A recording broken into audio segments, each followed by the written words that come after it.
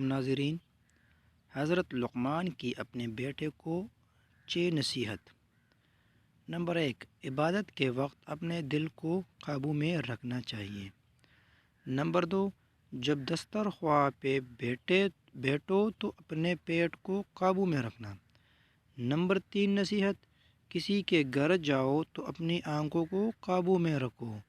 Number 4 نصیحت، کسی محفل میں بیٹھو تو اپنی زبان کو قابو میں رکھو۔ نمبر 5، اللہ اور موت کو ہمیشہ یاد رکھو۔ اور 6 نمبر نصیحت، اپنی نیکیاں اور دوسروں کی برائیاں کو بلا دو۔ تو یہ تھی آج کی لقمان حکیم صاحب کی 6 نصیحتیں اپنے بیٹے کو۔ ناظرین، اگر ویڈیو پسند آئی ہو تو پلیز میرے چینل کو سبسکرائب کیجیے اور لائک کمنٹ ضرور کیجیے تاکہ آنے والے وقت میں آپ کے ساتھ اس طرح کی انمول ویڈیو شیئر کرتا رہوں۔ والسلام۔